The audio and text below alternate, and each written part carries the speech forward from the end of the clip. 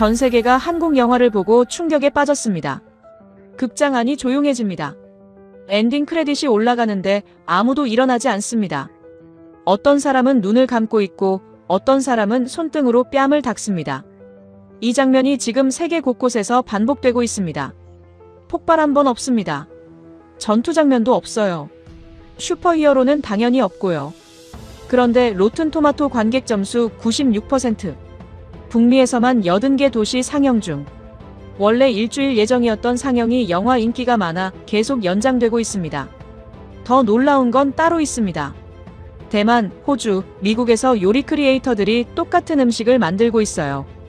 보리밥에 말린 산나물, 된장. 570년 전 강원도 유배지의 밥상입니다. 산채 비빔밥이라는 음식이에요. 뉴욕 코리아타운 한 식당은 이 메뉴를 긴급 추가했는데 매일 품절입니다. 조선의 어린 왕 이야기가 어떻게 전 세계를 이렇게 만든 걸까요? 도대체 이 영화에는 무슨 힘이 있는 겁니까? 지금 공개됩니다. 한국 최고라고 댓글을 남겨주세요. 여러분의 구독과 좋아요는 아주 큰 힘이 됩니다. 또 다른 아시아 감성 과잉. 노트북 화면에 이 문장을 치고 있었습니다. 밤 11시 뉴욕 맨해튼 제 서재에서요. 아직 영화는 보지도 않았어요. 내일 오후 2시에 봐야 할 영화인데 벌써 리뷰 첫 문장을 써두고 있는 겁니다. 이상하게 들리시나요? 아닙니다. 이게 제 방식이었거든요. 35년 동안 말이죠. 저는 마이클 레인입니다. 뉴욕타임스에서 35년째 영화 칼럼을 쓰고 있어요. 칸, 베니스, 선댄스는 거의 빠짐없이 다녔고 할리우드 스튜디오 시사회는 일주일에 서너 번씩 들어갔습니다. 수천 편을 봤죠. 크리스토퍼 놀런의 인셉션 첫 시사회도 제가 썼고 제임스 카메론 아바타도 제가 먼저 봤습니다. 그러다 보면 압니다. 보기 전부터 결론이 나 있는 영화가 있다는 걸요. 한국 영화 왕과 사는 남자가 딱 그랬습니다. 조선시대, 16살 왕, 유배, 비극. 줄거리만 봐도 뻔했어요.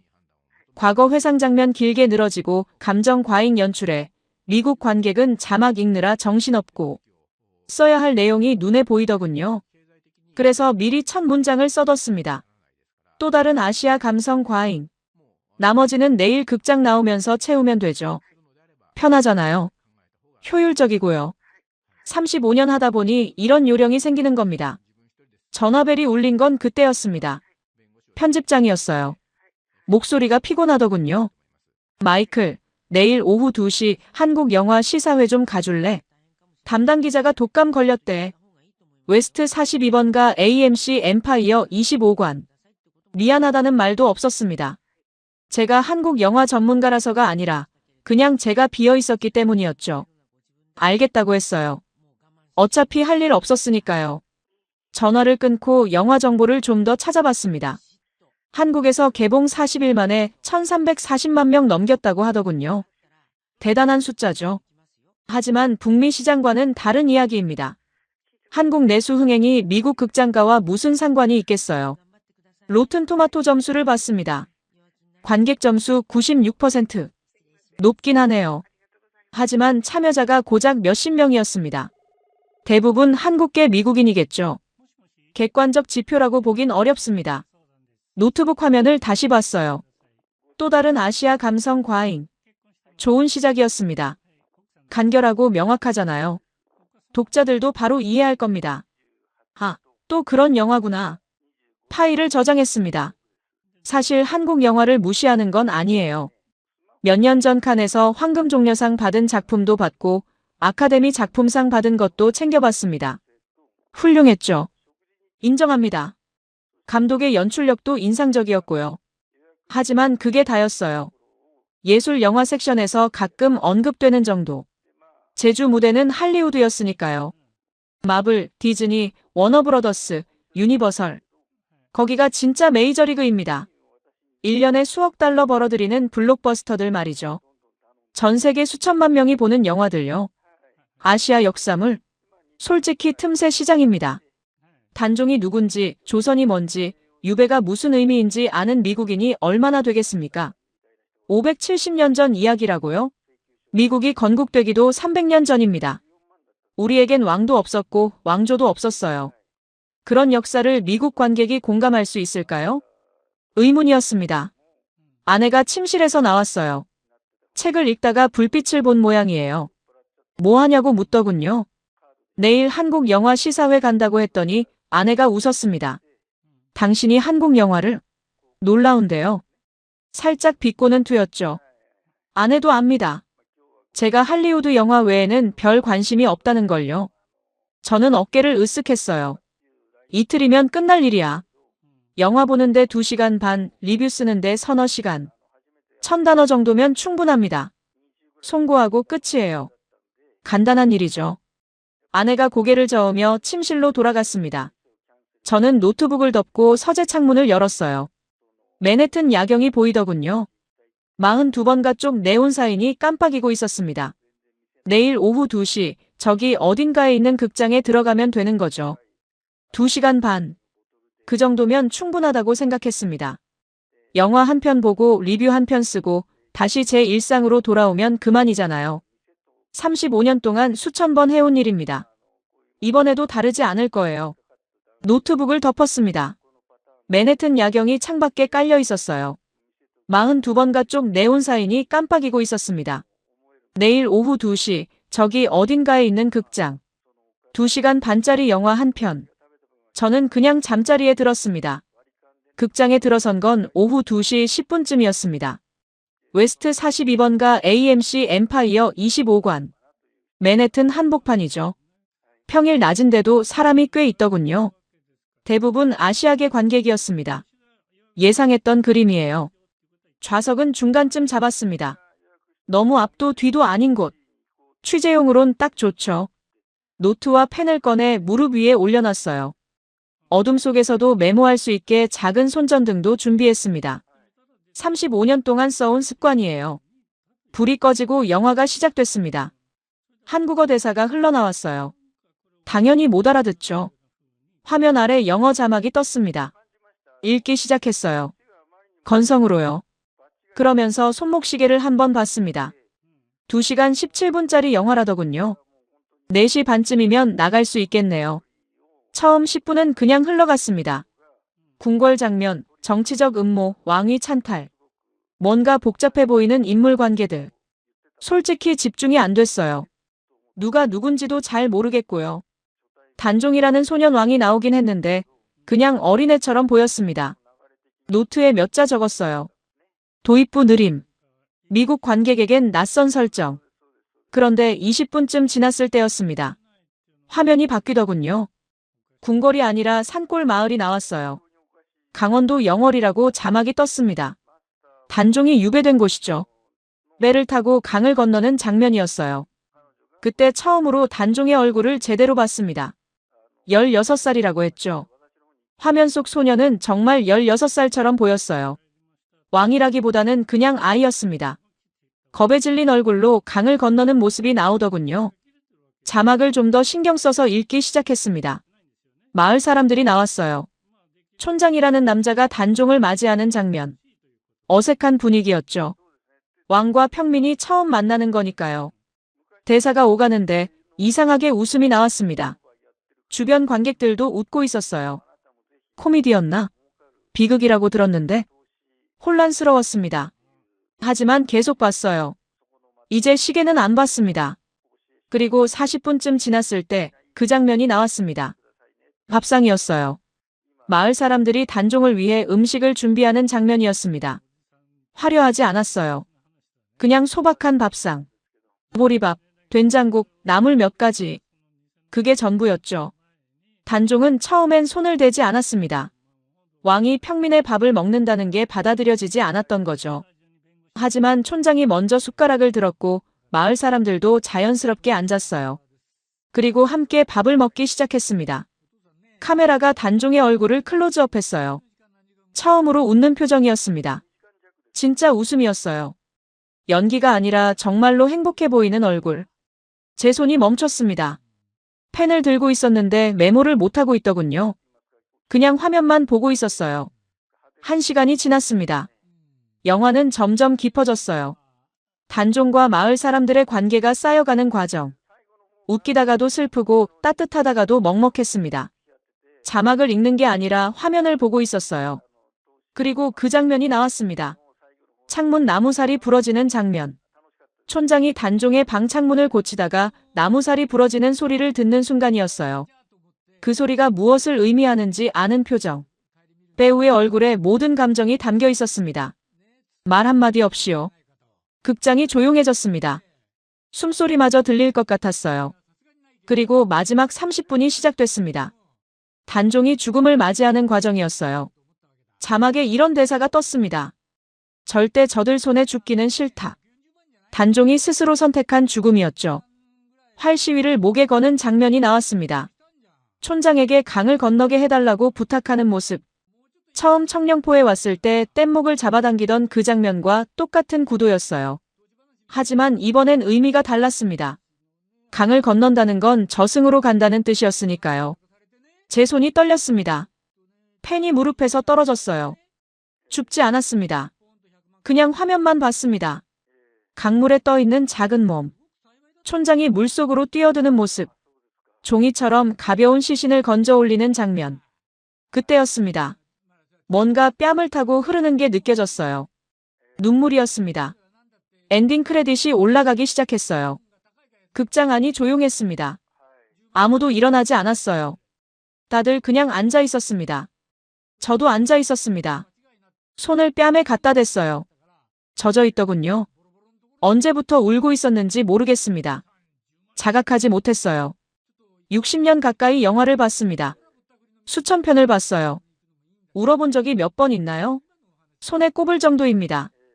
그것도 대부분 젊었을 때 일이고요. 근데 지금 울고 있었습니다. 조선시대 16살 소년의 이야기를 보고요. 한국어도 모르고 역사도 모르는 제가 말이죠. 왜 울었을까요? 모르겠습니다. 설명할 수가 없었어요. 불이 켜졌습니다.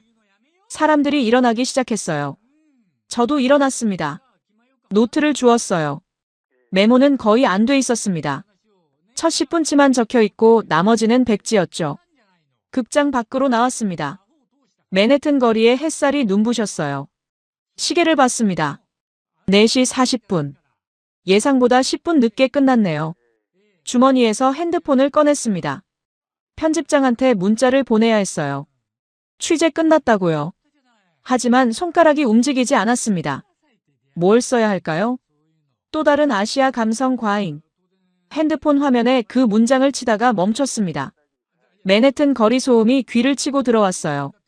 택시 경적, 공사 소리, 누군가의 웃음소리. 아까까지 극장 안에 있었던 게 맞나 싶었습니다. 핸드폰을 주머니에 넣었어요. 걸었습니다. 어디로 가는지는 몰랐습니다. 극장 밖 거리에서 편집장한테 전화를 걸었습니다. 3번 신호음이 울린 뒤 봤더군요. 어떻게 됐냐고 묻는 목소리. 리뷰는 언제 들어오냐고요. 저는 잠시 말을 멈췄습니다. 그리고 입을 열었어요. 한국 가야 할 것 같습니다. 편집장이 뭐라고 했냐고요? 전화기 너머로 당황하는 기색이 느껴졌습니다. 한국? 왜? 리뷰 쓰면 되는 거 아니야? 맞는 말이죠. 리뷰만 쓰면 됩니다. 극장에서 나와서 카페 앉아서 1000단어 쳐내면 끝이에요. 35년 동안 그렇게 해왔으니까요. 하지만 이번엔 달랐습니다. 현지 취재가 필요합니다. 그렇게 말했어요. 이 영화가 한국에서 1300만 명 넘게 동원했다는 게 단순한 흥행 기록이 아닐 수 있습니다.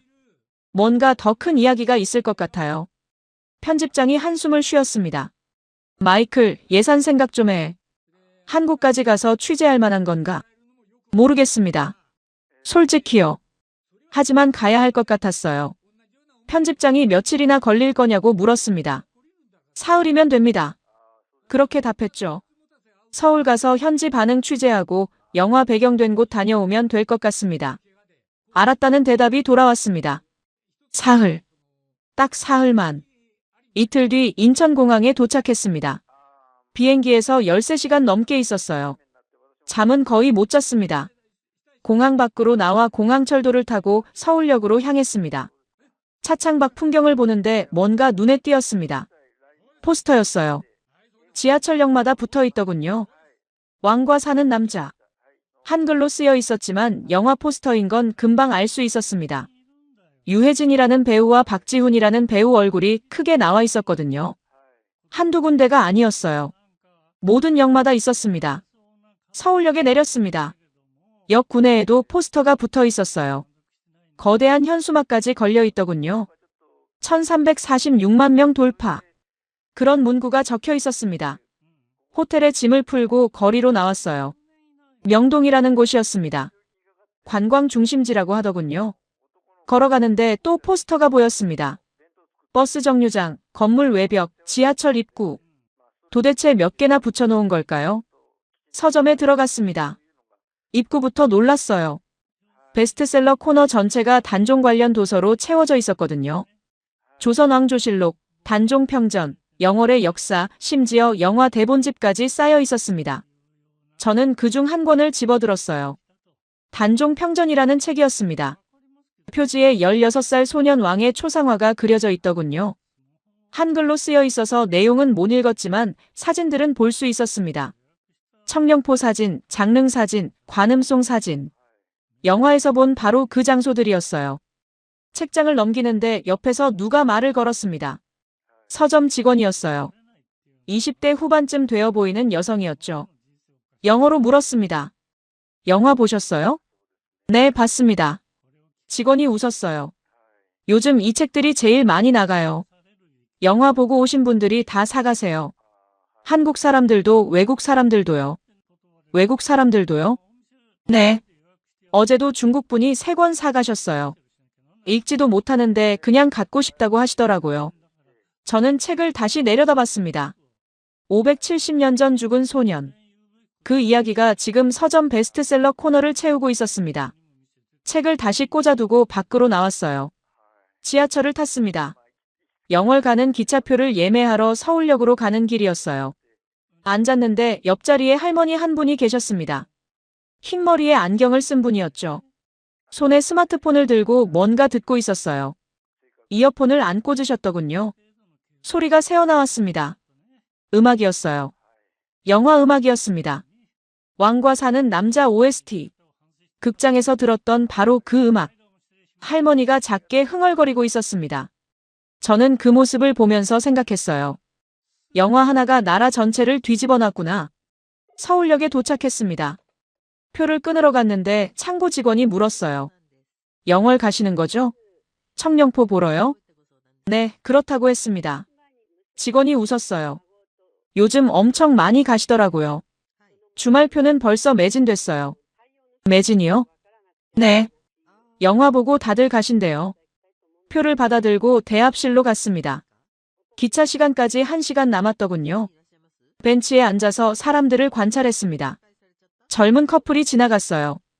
남자가 여자한테 뭐라고 말하는데 단종이라는 단어가 들렸습니다. 한국어는 못 알아듣지만 고유명사는 들리거든요. 중년 부부도 보였습니다. 손에 여행 가이드북을 들고 있었어요. 표지에 영월이라고 적혀 있었습니다. 기차 시간이 됐습니다. 플랫폼으로 내려가 기차에 올라탔어요. 창가 자리에 앉았습니다. 기차가 출발했어요. 서울역을 벗어나면서 풍경이 바뀌기 시작했습니다. 빌딩이 줄어들고 산이 늘어났어요. 맞은편 자리에 대학생들이 앉았습니다. 셋이었어요. 다들 20대 초반쯤 되어 보였습니다. 한 명이 핸드폰으로 뭔가 보여주더군요. 영화 장면 같았어요. 다들 웃다가 갑자기 조용해졌습니다. 그중 한 명이 말했어요. 한국어였지만 단종이라는 이름이 들렸습니다. 다른 친구가 고개를 끄덕이더니 창밖을 봤습니다. 표정이 진지했어요. 1시간쯤 지났을까요? 창밖은 완전히 달라져 있었습니다. 산뿐이었어요. 깊은 산속으로 들어가고 있었습니다. 강이 보이더군요. 기차가 강을 따라 달리고 있었어요. 저는 그 강을 보면서 생각했습니다. 570년 전 그 소년도 이 길을 지나갔을까요? 한양에서 영월까지, 왕에서 죄인으로, 16살 나이에 어떤 기분이었을까요? 기차는 계속 달렸습니다. 산은 점점 깊어졌고 하늘은 점점 좁아졌습니다. 맞은편 대학생들도 이제 말이 없었어요. 다들 창밖만 보고 있었습니다. 영월까지 2시간 반. 그 시간 동안 저는 창밖만 봤습니다. 핸드폰도 안 받고 노트도 안 폈어요. 그냥 흘러가는 풍경만 봤습니다. 평생 뉴욕에서 살았습니다. 한국은 처음이에요. 한국어도 한마디 못하고요. 근데 지금 강원도 산골로 가고 있었습니다. 영화 한 편 때문에요. 영월역에 내린 건 오후 4시쯤이었습니다. 작은 역이었어요. 서울역과는 비교도 안 될 만큼 조용하고 작았습니다. 플랫폼에서 내려 역사로 들어갔는데 사람들이 꽤 있더군요. 생각보다 훨씬 많았어요. 택시를 탔습니다. 청령포 가달라고 했더니 기사님이 웃었어요. 영어로 물었습니다. 영화 봤어요? 네, 봤습니다. 기사님이 고개를 끄덕였어요. 요즘 매일 태워요. 아침부터 저녁까지. 주말엔 차가 밀려서 1시간도 넘게 걸려요. 택시가 출발했습니다. 창밖으로 강이 보이기 시작했어요. 넓고 잔잔한 강이었습니다. 동강이라고 하더군요. 15분쯤 달렸을까요? 청령포 입구에 도착했습니다. 택시에서 내리는데 눈앞 광경에 멈칫했어요. 사람들이었습니다. 선착장으로 이어지는 길에 줄이 길게 늘어서 있었어요. 100명은 좋게 되어 보였습니다. 아니, 어쩌면 더 많았을지도 모르죠. 저는 줄 끝으로 걸어갔습니다. 앞 사람한테 물었어요. 얼마나 기다려야 하냐고요. 중년 남자였는데 한국어로 뭐라고 하더니 손가락 3개를 폈습니다. 3시간이라는 뜻인가 봐요. 3시간이요? 남자가 고개를 끄덕였습니다. 그리고 영어로 한마디 덧붙였어요. 나룻배가 2대밖에 없어요. 저는 시계를 봤습니다. 4시 15분. 3시간이면 7시가 넘습니다. 해가 지겠네요. 하지만 줄을 섰습니다. 다른 선택지가 없었거든요. 주변을 둘러봤어요. 한국 사람들만 있는 게 아니었습니다. 외국인들도 눈에 띄었어요. 영어 쓰는 사람들, 중국어 쓰는 사람들, 일본어 쓰는 사람들. 각국 언어가 들렸습니다. 바로 앞에 젊은 남자 2명이 서 있었어요. 중국어로 대화하고 있었습니다. 억양이 대만식 같았어요. 한 명이 핸드폰을 꺼내 사진을 찍더군요. 긴 줄을 찍고 있었습니다. 옆에서 여자 목소리가 들렸습니다. 영어였어요. 호주 억양 같았습니다. 30대 초반쯤 되어 보이는 여성이 남자친구로 보이는 사람과 얘기하고 있었어요. 이렇게 줄이 길 줄 몰랐어. 하지만 꼭 가고 싶었어. 영화 보고 나서 계속 생각났거든. 남자가 고개를 끄덕였습니다. 나도. 그 마지막 장면. 강물 장면 말이야. 여자가 말을 잇지 못했어요. 그냥 조용히 앞을 봤습니다. 줄은 천천히 움직였습니다. 1시간쯤 지났을까요? 조금씩 앞으로 갔지만 여전히 선착장은 멀었어요. 하지만 아무도 떠나지 않았습니다. 다들 묵묵히 기다리고 있었어요. 저도 기다렸습니다. 노트를 꺼내려다가 다시 가방에 넣었어요. 뭘 써야 할지 모르겠더군요. 그냥 서서 사람들을 봤습니다. 앞쪽에서 한국어가 들렸습니다. 나이든 부부였어요. 70대쯤 되어 보였습니다. 할머니가 할아버지한테 뭐라고 말했는데 단종이라는 이름이 들렸어요. 할아버지가 고개를 끄덕이며 강 쪽을 가리켰습니다. 2시간이 지났습니다. 해가 기울기 시작했어요. 산 너머로 노을이 지고 있었습니다. 강물이 주황빛으로 물들었죠. 드디어 선착장이 보였습니다. 나룻배가 강을 건너오고 있었어요. 작은 배였습니다. 한 번에 20명 정도 탈 수 있을 것 같았어요. 배가 도착했습니다. 사람들이 내렸고 새로운 사람들이 탔습니다. 제 차례는 아직이었어요. 한 번 더 기다려야 했습니다. 15분 뒤 다시 배가 왔습니다. 이번엔 제 차례였어요. 줄을 따라 배에 올라탔습니다. 나무 벤치에 앉았어요. 배가 꽉 찼습니다. 뱃사공이 밧줄을 풀었습니다. 배가 천천히 움직이기 시작했어요.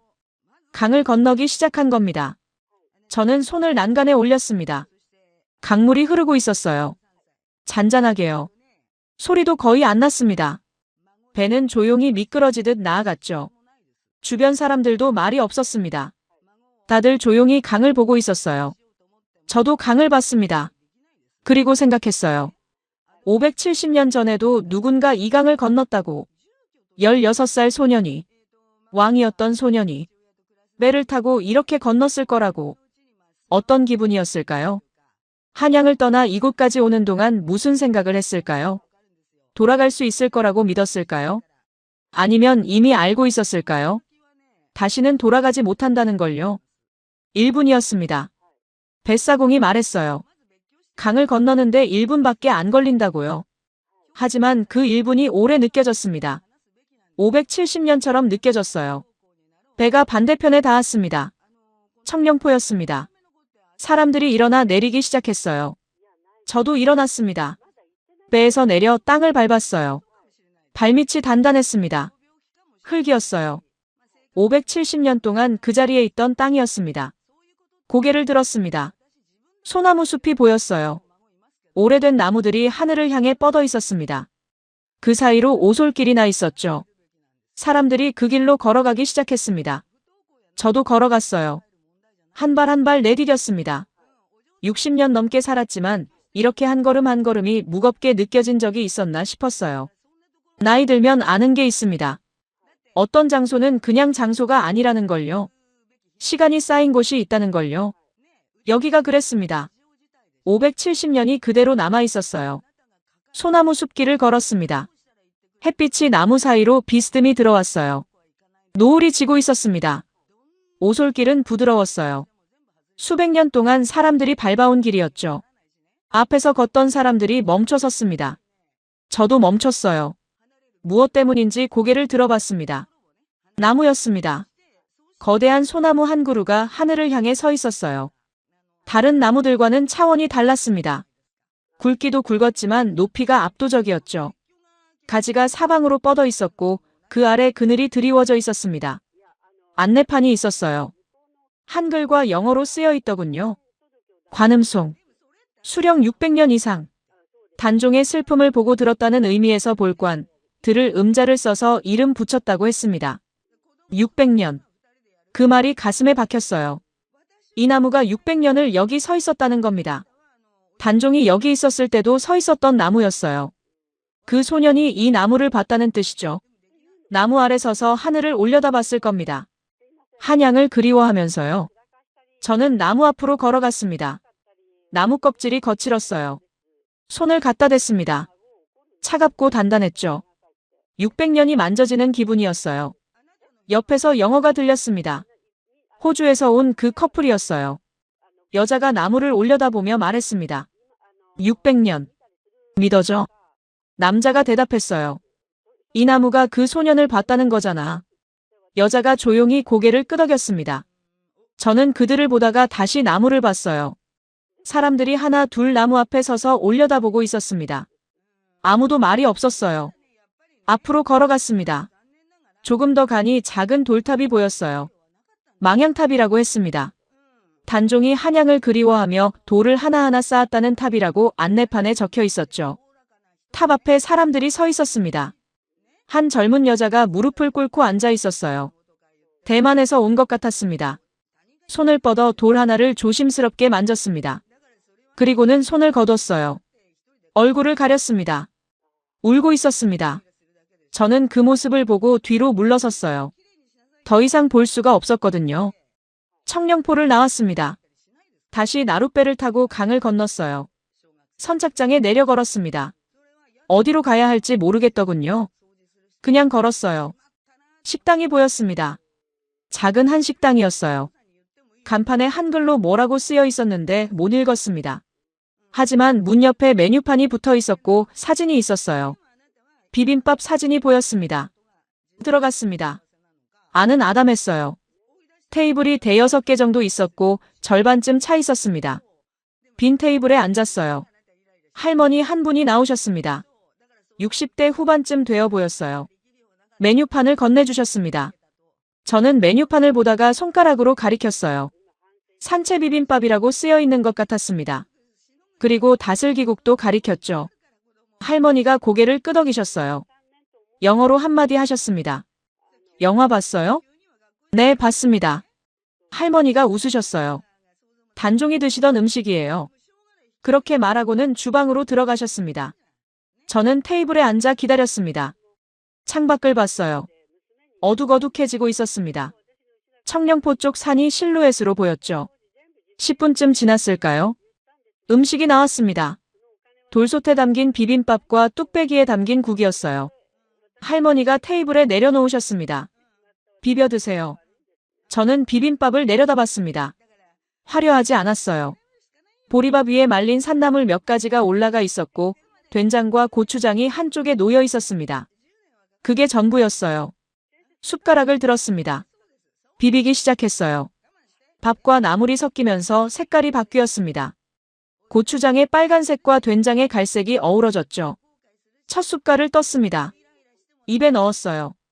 맛이 퍼졌습니다. 단순했어요. 복잡한 맛이 아니었습니다. 그냥 곡식과 나물과 된장 맛이었어요. 산의 맛이었습니다. 삼켰습니다. 그리고 멈췄어요. 뭔가가 목구멍을 타고 내려가는 게 느껴졌습니다. 음식만이 아니었어요. 뭔가 더 큰 게 내려가는 기분이었죠. 다슬기국을 한 숟갈 떴습니다. 맑고 구수한 국물이었어요. 담백했습니다. 저는 숟가락을 내려놓았습니다. 할머니를 봤어요. 주방 문 앞에 서 계셨습니다. 물었습니다. 이게 정말 단종이 먹던 음식인가요? 할머니가 고개를 끄덕이셨어요. 옛날부터 이렇게 해 먹었어요. 산에서 나는 것들로요. 화려한 건 없어요. 그냥 이렇게요. 그냥 이렇게. 그 말이 가슴에 박혔습니다. 570년 전에도 누군가 이런 밥상을 차렸을 겁니다. 왕이었던 소년 앞에요. 궁궐수라상 같은 건 차릴 수 없었겠죠. 그냥 산에서 나는 것들로 있는 것들로 정성껏 차렸을 겁니다. 그리고 그 소년은 그걸 먹었을 거예요. 처음엔 거부했을지도 모르죠. 하지만 결국엔 먹었을 겁니다. 왕과 백성 사이의 벽이 무너진 순간이었죠. 저는 다시 숟가락을 들었습니다. 천천히 먹었어요. 한 숟갈 한 숟갈요. 급하게 먹지 않았습니다. 맛을 느끼면서 먹었어요. 60년 넘게 살았습니다. 뉴욕에서 온갖 레스토랑을 다녔어요. 미슐랭 스타 받은 곳도 가봤고 유명 셰프가 만든 요리도 먹어봤습니다. 하지만 이 밥 한 그릇이 다르게 느껴졌어요. 왜일까요? 화려하지 않았거든요. 비싸지도 않았고요. 그냥 단순한 밥이었습니다. 하지만 무게가 있었어요. 570년의 무게가요. 밥 한 그릇이 역사책이 된 기분이었습니다. 다 먹었습니다. 돌솥 바닥까지 깨끗하게요. 다슬기국도 다 마셨습니다. 계산을 하고 밖으로 나왔어요. 밤이었습니다. 별이 보였어요. 뉴욕에서는 볼 수 없는 별들이었습니다. 저는 하늘을 올려다봤습니다. 그 소년도 이 별을 봤을까요? 청령포 나무 아래서요. 한양을 그리워하면서요. 다음 날 아침 일찍 호텔을 나왔습니다. 영월 시내 작은 호텔이었어요. 아침 8시쯤 됐을까요? 택시를 잡아 타고 장릉으로 가달라고 했습니다. 기사님이 물었어요. 영화 보셨죠? 이제 익숙한 질문이었습니다. 네, 봤습니다. 10분쯤 달렸을까요? 산길을 올라가더니 입구가 보였습니다. 장릉이라고 쓰여 있었어요. 택시에서 내렸습니다. 주차장에 차가 꽤 있더군요. 생각보다 많았어요. 번호판을 봤습니다. 서울, 경기도, 부산. 전국에서 온 것 같았어요. 매표소로 걸어갔습니다. 그런데 앞에 서양인 커플이 있었어요. 영어로 대화하고 있었습니다. 호주 억양 같았죠. 표를 끊고 입구로 들어갔습니다. 소나무 숲길이 나왔어요. 청령포와 비슷하면서도 달랐습니다. 더 고요했죠. 걸으면서 주변을 봤습니다. 사람들이 드문드문 있었어요. 한국 사람들만 있는 줄 알았는데 아니었습니다. 일본어가 들렸고 중국어도 들렸습니다. 영어도 들렸어요. 5분쯤 걸었을까요? 큰 안내판이 나왔습니다. 유네스코 세계문화유산이라고 적혀 있었어요. 한글과 영어로요. 아까 봤던 서양인 커플이 그 안내판 앞에 서 있었습니다. 남자가 핸드폰을 꺼내 뭔가 검색하고 있었어요. 여자가 안내판을 사진 찍고 있었고요. 남자가 말했습니다. 잠깐, 이게 유네스코 세계문화유산이야? 난 전혀 몰랐어. 그냥 영화 때문에 온 건데. 여자가 대답했어요. 나도. 검색해보니 570년 됐대. 진짜 왕릉이래. 570년. 믿어져? 저는 그들 옆을 지나쳤습니다. 조금 더 걸었어요. 또 다른 안내판이 나왔습니다. 엄흥도에 대한 설명이었어요. 한글과 영어로 쓰여 있었습니다. 읽었어요. 시신을 거두는 자는 삼족을 멸한다는 어명. 그럼에도 홀로 시신을 수습한 촌장 엄흥도 목숨을 걸고 장례를 치렀다는 내용. 안내판 앞에 일본인으로 보이는 젊은 남자가 서 있었습니다. 가만히 읽고 있었어요. 한참을요. 그리고 고개를 천천히 저었습니다. 믿을 수 없다는 표정이었죠. 조금 더 걸었습니다. 길이 트이면서 앞이 보였어요. 능이었습니다. 둥근 언덕 같은 모양이었어요. 크지 않았습니다. 소박했죠. 봉분 앞에 상석이 있었고 그 주변으로 소나무들이 둘러싸고 있었습니다. 그런데 소나무들이 이상했어요. 곧게 서 있지 않았습니다. 전부 능 쪽으로 기울어져 있었어요. 마치 절을 하듯이요. 저는 그 광경 앞에서 멈췄습니다. 나무들이 절을 하고 있었습니다. 570년 동안요. 능 앞에 사람들이 있었어요. 한국인 노부부가 서 있었습니다. 70대쯤 되어 보였어요. 할아버지가 깊게 허리를 숙였습니다. 할머니도 같이 절을 했어요. 그리고 한참을 그렇게 서 있었습니다. 그 옆에 호주에서 온 것 같은 서양인 남자가 서 있었어요. 아까 주차장에서 봤던 그 커플 중 남자였습니다. 한국인 노부부가 절하는 모습을 보고 있었죠. 그리고 천천히 고개를 숙였습니다. 설명을 들어서도 아니었어요. 누가 시켜서도 아니었습니다. 그냥 자연스럽게요. 그 광경을 보고 따라한 겁니다. 여자친구도 옆에서 고개를 숙였어요. 저는 그 모습을 보면서 주머니에서 취재 수첩을 꺼냈습니다. 펜도 꺼냈어요. 뭔가 적으려고 했습니다. 수첩을 펼쳤습니다. 그리고 멈췄어요. 뭘 써야 할까요? 나무의 각도? 방문객 국적? 절하는 사람 수? 아니었습니다. 이건 숫자로 쓸 수 있는 게 아니었어요. 570년 전 목숨 걸고 시신을 거둔 사람의 이야기가 지금 여기서 외국인을 고개 숙이게 만들고 있었습니다. 설명도 안 했는데요. 강요도 안 했는데요. 그냥 자연스럽게 그렇게 되고 있었어요. 저는 펜을 내렸습니다. 수첩을 덮었어요. 다시 주머니에 넣었습니다. 능 앞으로 걸어갔습니다. 상석 앞에 섰어요. 봉분을 올려다 봤습니다. 작았습니다. 하지만 무게가 있었습니다. 뒤에서 중국어가 들렸습니다. 대만 억양이었어요. 젊은 여자 둘이 대화하고 있었습니다. 이 나무들 봐. 전부 능 쪽으로 기울어져 있어. 영화에서 본 것보다 더 감동적이야. 정말로 절하고 있는 것 같아. 600년 동안 이렇게 서 있었대. 믿어져? 저는 다시 나무들을 봤습니다. 600년. 그 시간 동안 이 나무들은 여기 서서 지켜왔던 겁니다. 16살의 죽은 소년을요. 그리고 지금 전 세계 사람들이 여기 와서 그 나무들과 함께 고개를 숙이고 있었습니다. 할리우드가 만들 수 있을까요? 10억 달러를 쏟아부으면 만들 수 있을까요? CGI로 나무를 만들고 세트를 지으면 될까요? 안 됩니다. 600년은 돈으로 살 수 없거든요. 저도 고개를 숙였습니다. 왜 숙였는지 모르겠습니다. 기독교인이라 절은 안 합니다. 하지만 고개가 숙여졌어요. 그리고 생각했습니다. 이건 단순한 관광지가 아니라고요. 영화 세트장도 아니라고요. 이건 570년 동안 끊어지지 않은 기억이라고요. 뉴욕에 도착한 건 같은 날 저녁이었습니다. 시차 때문에 그래요. 13시간을 비행기에서 보냈는데 같은 날로 돌아온 겁니다. 시간을 거슬러 온 기분이었죠. 집에 들어갔습니다. 아내가 반겼어요. 어땠냐고 물었습니다. 저는 좋았다고만 했습니다. 피곤하다고 서재에서 작업 좀 하겠다고 말했죠. 서재로 들어갔어요. 노트북을 켰습니다. 화면이 밝아졌어요. 파일을 열었죠. 며칠 전에 만들어뒀던 파일이었습니다. 리뷰 초안이 저장돼 있었어요. 또 다른 아시아 감성 과잉. 그 문장이 화면에 떠 있었습니다. 저는 그걸 보면서 웃음이 나왔어요. 쓴웃음이었습니다.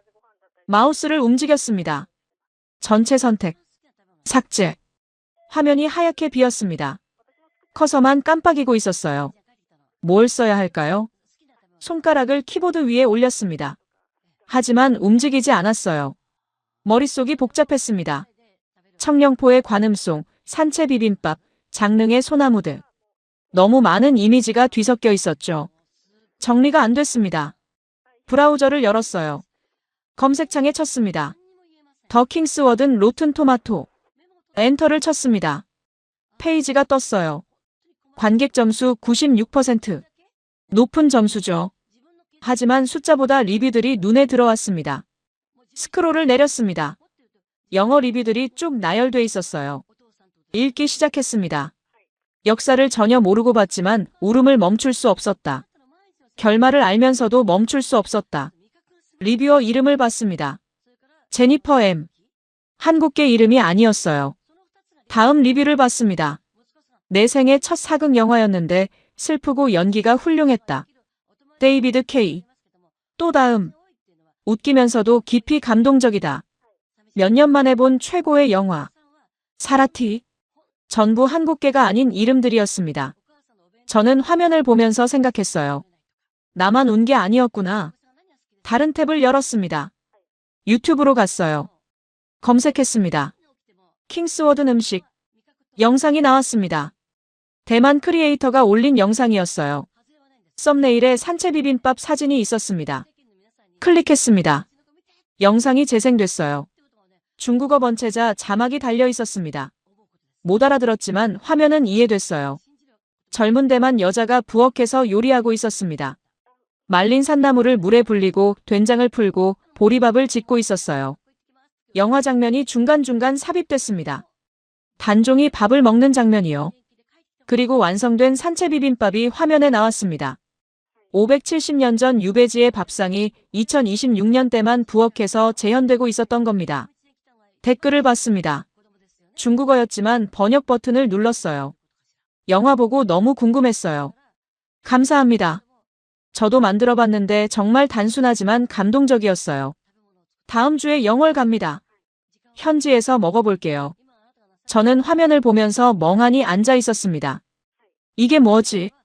다시 검색했습니다. 더 킹스워든 미국 개봉. 기사들이 나왔어요. 북미 상영 관련 기사들이었습니다.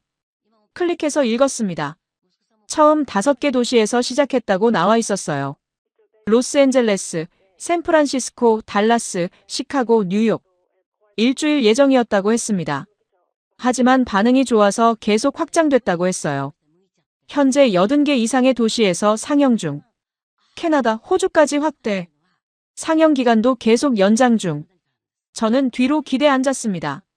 80개 도시. 한국 영화가 북미에서 80개 도시에 걸려 있다는 겁니다. 아트하우스도 아니고 AMC 같은 메인스트림 극장에서요. 왜요? 할리우드 블록버스터도 아닌데요.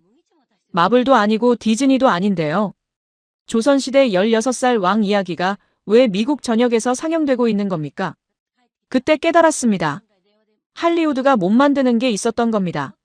10억 달러를 쏟아부어도 최고의 감독을 데려와도 최신 기술을 써도 만들 수 없는 게요. 시간이었습니다. 570년이라는 시간. 600년 동안 한자리에 서 있던 나무. 그 나무 아래서 밥을 먹고 돌탑을 쌓고 죽어간 소년의 이야기. 그리고 그걸 목숨 걸고 기억한 사람들. 할리우드는 세트를 지을 수 있습니다. CGI로 나무를 만들 수도 있죠. 하지만 600년은 못 만듭니다. 진정성도 못 만들어요. 570년 전과 똑같은 방식으로 만든 밥 한 그릇. 그 밥을 먹으며 느끼는 연결감. 영화가 끝나도 끝나지 않는 이야기. 청룡포로 이어지고 식당으로 이어지고 장릉까지 이어지는 흐름. 이건 영화가 아니었습니다. 이건 600년짜리 기억이었어요. 손가락이 키보드로 갔습니다. 움직이기 시작했어요. 빠르게요. 나는 570년 된 밥상 앞에서 항복했다. 첫 문장을 쳤습니다. 그리고 멈추지 않았어요. 계속 썼습니다. 할리우드가 10억 달러를 써도 만들 수 없는 것에 대해 썼습니다. 시간이 쌓인다는 것에 의미를 썼어요. 600년 된 나무가 지금도 절하고 있다는 것. 외국인들이 설명도 듣지 않고 자연스럽게 고개를 숙인다는 것. 영화가 스크린에서 끝나지 않는다는 걸 썼습니다. 현실로 이어진다는 것. 대만 부엌에서 밥상이 재현되고 미국 극장가 80개 도시로 퍼져나간다는 것. 새벽 4시가 됐습니다. 1500단어가 쌓여 있었어요. 읽어봤습니다. 한 번, 두 번. 고칠 곳이 없었습니다. 편집장한테 이메일을 보냈어요. 원고 첨부. 제목 왕과 사는 남자 리뷰. 전송. 노트북을 덮었습니다. 창문을 열었어요. 새벽 공기가 들어왔습니다. 맨해튼 불빛이 아직 켜져 있었죠. 핸드폰을 꺼냈습니다. 아내한테 전화를 걸었어요. 몇 번 신호음 뒤 받았습니다. 졸린 목소리였죠. 왜, 무슨 일이야? 당신도 꼭 봐야 해. 그리고 같이 영월 가자. 지금 새벽 4시야. 알아. 근데 진짜야. 할리우드가 절대 못 만드는 걸 봤어. 아내가 잠시 조용했습니다. 그리고 물었어요. 마이클, 당신 변했어. 저는 웃었습니다. 변한 게 아니야. 몰랐던 걸 알게 된 거야. 다음 날 아침 편집장한테 전화가 왔습니다. 아침 9시였어요. 저는 거우 4시간 잤습니다. 잠결에 전화를 받았죠. 편집장 목소리가 들렸습니다. 마이클, 이거 진짜야? 네. 이 기사. 진짜 당신이 쓴 거 맞아? 저는 눈을 떴습니다. 천장을 봤어요. 네, 제가 썼습니다. 편집장이 잠시 말이 없었습니다. 그리고 말했어요. 일면 문화 섹션에 실어. 오늘 저녁판에. 일면이요? 35년 동안 당신 기사 본 중에 제일 좋아. 전화가 끊겼습니다. 저는 핸드폰을 내려놓고 천장을 봤어요. 일면 문화 섹션. 뉴욕타임스 일면이라는 겁니다. 한국 영화 리뷰가요. 그날 저녁 신문이 나왔습니다. 제 기사가 일면 문화 섹션에 실렸어요. 제목은 간단했습니다. 나는 570년 된 밥상 앞에서 항복했다. 부제가 붙어 있었죠. 한국 영화 왕과 사는 남자가 보여준 것, 할리우드가 10억 달러로도 살 수 없는 것. 그날 밤부터 반응이 왔습니다. 이메일이 쏟아졌어요. 독자들이었습니다. 댓글도 달렸고요. 기사 읽고 바로 표 샀습니다. 이번 주말에 볼 예정입니다. 영월이 어디 있는지 찾아봤어요. 한국 가면 꼭 가보고 싶습니다. 산채 비빔밥을 어디서 먹을 수 있나요? 뉴욕에 파는 곳 있나요? 사흘이 지났습니다. 편집장한테 또 전화가 왔어요. 마이클, 이거 봤어? 뭘요? 구글 트렌드. 영월 검색량이 300% 올랐어. 미국에서. 지난주 대비로. 진짜요? 응. 그리고 한국관광공사에서 연락 왔어. 고맙다고. 저는 웃었습니다. 믿기지 않았거든요. 일주일이 지났습니다. 맨해튼 코리아타운 한식당 사장님한테서 연락이 왔어요. 아는 분이었습니다. 가끔 취재차 들르던 곳이었죠. 마이클 씨 기사 때문에 난리예요. 무슨 일인데요? 산채 비빔밥 문의 전화가 하루에 10통씩 와요. 원래 메뉴에 없었는데 급하게 추가했어요. 매일 품절돼요. 정말요? 네. 그리고 다들 물어봐요. 이게 단종이 먹던 거 맞냐고. 영화 보고 왔다고. 저는 전화를 끊고 창밖을 봤습니다. 뉴욕이었습니다. 맨해튼 거리였어요. 저기 어딘가에서 사람들이 570년 전 조선 유배지에 밥을 먹고 있었습니다. 믿기지 않았습니다. 한 달이 지났습니다. 아내와 함께 영화를 보러 갔어요. 맨해튼 AMC 엠파이어 25관. 제가 처음 봤던 바로 그 극장이었습니다. 평일 저녁이었는데도 사람이 꽤 있었어요. 절반 정도 찼습니다. 영화가 시작됐습니다. 아내는 처음 보는 거였죠. 저는 두 번째였고요. 하지만 또 울었습니다. 밥상 장면에서, 창문 나무살 부러지는 장면에서, 강물 장면에서. 아내도 울고 있었어요. 엔딩 크레딧이 올라갔습니다. 극장을 나왔어요. 아내가 말했습니다. 당신 말이 맞았어. 할리우드가 못 만드는 게 있네. 저는 고개를 끄덕였습니다. 집으로 걸어가는 길에 아내가 물었어요. 우리 정말 영월 갈 거야? 응. 같이 가자. 언제? 내년 봄. 꽃 필 때. 아내가 웃었습니다. 알았다고 했어요. 그날 밤 서재에 앉았습니다. 노트북을 켰어요. 메일을 확인했습니다. 독자 메일이 또 와 있었습니다. 수십 통이요. 하나를 열어봤습니다. 마이클 레인 씨, 기사 읽고 영화 봤습니다. 그리고 한국행 티켓을 샀습니다. 5월에 갑니다. 영월에 갈 겁니다. 600년 된 나무를 보고 싶습니다. 고맙습니다. 서명은 제니퍼라고 돼 있었어요. 저는 화면을 보면서 생각했습니다. 영화 한 편이 이렇게 많은 걸 바꿀 수 있구나. 극장에서 시작해서 뉴욕까지 왔고 다시 한국으로 돌아가고 있었습니다. 사람들이 움직이고 있었어요. 미국에서, 대만에서, 호주에서. 영월로요. 570년 전 16살 소년이 갇혔던 그곳으로요. 왜일까요? 답은 영화 속에 있었습니다. 영화가 건드린 건 한국의 역사가 아니었어요. 부당함에 대한 분노였습니다. 무고하게 죽은 사람에 대한 슬픔이었죠. 그리고 그 사람을 끝까지 지키려 했던 이들에 대한 존경이었습니다. 그건 국경을 넘습니다. 시대도 넘고요. 570년이 지났지만 여전히 가슴을 울리는 이유였습니다. 저는 답장을 썼습니다. 짧게요. 영월에 가시면 나룻배를 타세요. 1분짜리 뱃길입니다. 하지만 570년처럼 느껴질 겁니다. 그리고 청령포에서 나오면 근처 식당에 들르세요.